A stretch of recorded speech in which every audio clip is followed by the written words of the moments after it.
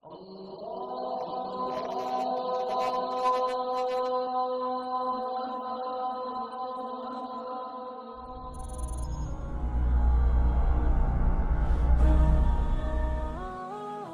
teman-teman sekalian, kita tutup dengan sebuah kisah yang kita rangkumkan insya Allah tentang masalah orang kalau bertakwa kepada Allah, Allah akan berikan kepadanya banyak sekali manfaat.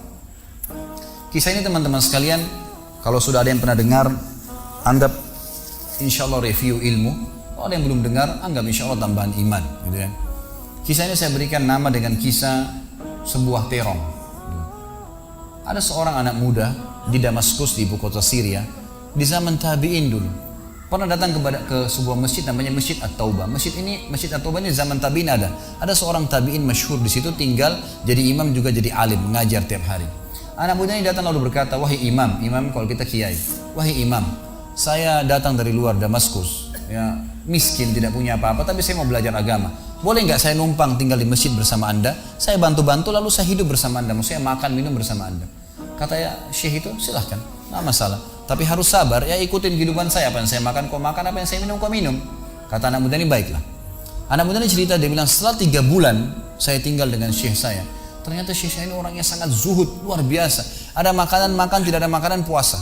Dan hari ini sudah 3 hari kami puasa.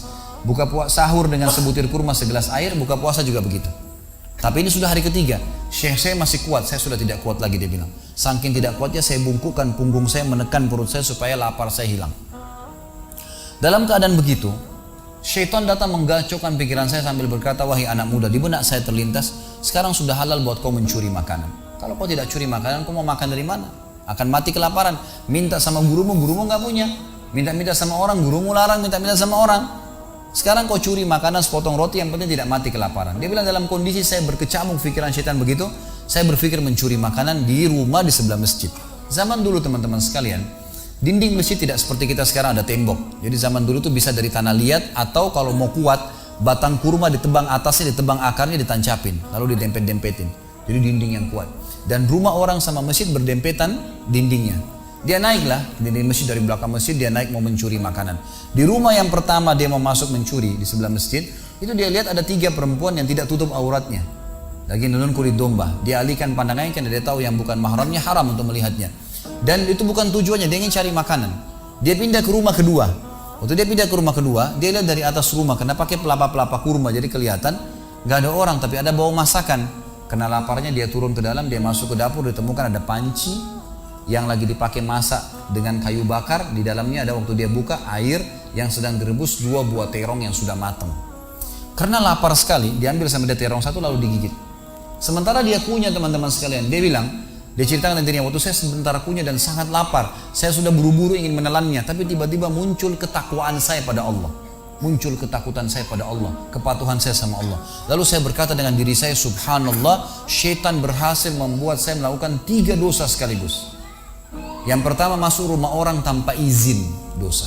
Yang kedua, mencuri, mengambil terong itu. Dan yang ketiga, saya sedang memakan makanan yang haram. 3 dosa sekaligus. Maka dia bilang, tidak mungkin Allah membuat saya mati kelaparan karena meninggalkan yang haram. Karena Nabi Muhammad SAW sudah bersabda, "Man taraka sya'ni la abdalahu khairan min." Siapa yang meninggalkan sesuatu karena Allah, Allah akan gantikan yang lebih baik darinya. Lalu saya lempar gumpalan makanan terong itu ke lantai dapur tersebut, lalu saya kembali ke masjid. Dan masih ada pengajian, saya tidak bisa tangkap apa yang sedang dibahas karena laparnya. Waktu bubar pengajian, dia bilang, guru saya duduk di kursinya, saya pun duduk di tiang salat yang masjid. Ada satu orang tua di belakang masjid. Lalu masuklah seorang wanita dari pintu masjid bercadar, berbicara dengan guru saya sambil guru saya menundukkan pandangannya. Setelah itu guru saya mengangkat kepalanya lalu melihat ke arah saya dan memanggil, "Kesinilah muridku." "Datanglah saya," kata anak muda ini. Lalu ditanya oleh guru saya, "Apa kau sudah menikah?" Dijawab oleh muridnya, "Belum." Lalu ditanya 2 kali, "Apa kau ingin menikah?" Dia tidak jawab. "Apa kau ingin menikah?" Tidak jawab. Sampai 3 kali, "Apa kau ingin menikah?" Dia tidak jawab. Lalu kata anak muda ini, "Wahai imam, wahai syekh, ya guru saya setelah Allah subhanahu wa ta'ala, hidup saya bergantung pada anda. Apa yang anda makan, saya makan. Apa yang anda minum, saya minum. Sekarang sudah 3 hari kita punya makanan dan minuman, puasa. Dan saya sangat lapar. Kalau saya nikah, saya mau beri makan dari mana istri saya?" Lalu kata syekhnya, "Ini perempuan di sebelah saya yang bercadar, baru selesai masa iddah meninggal suaminya, 4 bulan 10 hari. Dan dia ditinggalkan harta yang cukup, dia masih muda, dia takut fitnah. Dia ingin saya carikan jodoh, saya anggap kamu cocok. Kamu mau?" Dia bilang iya. Tanya perempuan, "Kamu mau?" Dia bilang iya.